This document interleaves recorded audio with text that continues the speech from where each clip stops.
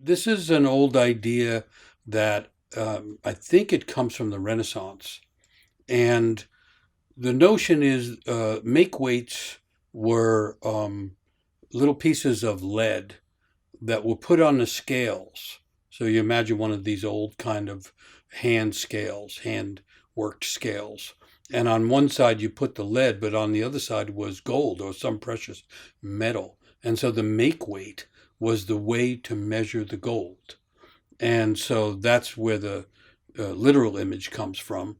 And so then you can look at that internally and say that humans actually bring a kind of psychic gold, which can tip the scales of the activity in the world.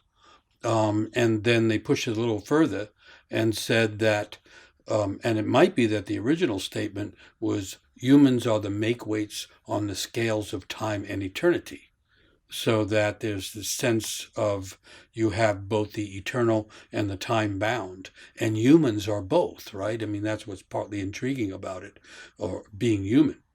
Humans are, in some sense, animals whose feet are supposed to be grounded on the earth, but human imagination and the kind of soaring capacity of the heart to become its own wide territory. Through that, humans are connected to the divine or the eternal. And so, if you have the eternal is the place from which everything comes, everybody, and everything that is manifest in the world comes from what they used to call the world behind the world, the eternal realm. And then you have the manifest world or the time bound world or what people call reality. Those are the two worlds. And humans are part of both. So, in that sense, humans become the make weights between the two.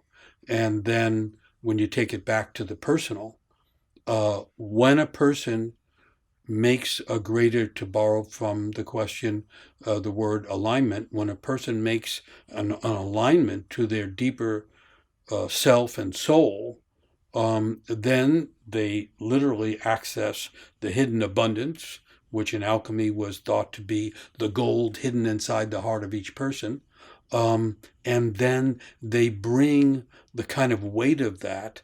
Weight in this sense meaning the embodied presence of something that otherwise was invisible or unseen.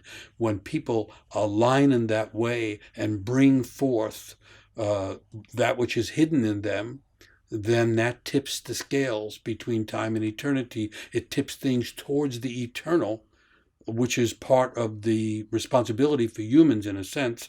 I know this is not a common modern idea, but the ancient idea was the divine or the eternal is trying to manifest into the world and has to do so through those who are alive at a given time. So the people that are alive at a given time, most of whom don't know about it, actually are in a position to change the course of life and the course of time. Particularly important idea right now because the entire world is on a threshold of radical change. And so Carl Jung, who of course studied all these ideas in the Renaissance and used them really well to build a kind of psychology of the soul, he suggests that at this point, humans are in the archetypal position where the development of consciousness, awareness, and this kind of alignment to the deep self becomes the key thing determining what happens to the next phase of the world. And then there's another old idea connected to that, which is history is not something outside ourselves that is kind of coming towards us or left behind us. History, as one of the old philosophers said, history is made in the depths of the human soul. That is, coming back to the same idea. When a person awakens to who they are intended to be, the old idea of the intended personality, when that alignment happens, automatically that contributes something meaningful to the world. And right now that becomes ever more critical. So this the irony is that in the midst of a time when the individual is lost because of the collectivization of so many things, a person is now referred to as part of a voting group or part of a consumer group or part of a age group. The individual keeps getting lost, and yet it's the individual's soul that is the source of the history being made and can also be the source of the weight that shifts things towards more meaningful, towards more beauty, towards more love, towards more creation. And so that's another, maybe that's the final thought. In the series that we're doing, one of the ideas coming up is the idea of the archetype of the creator.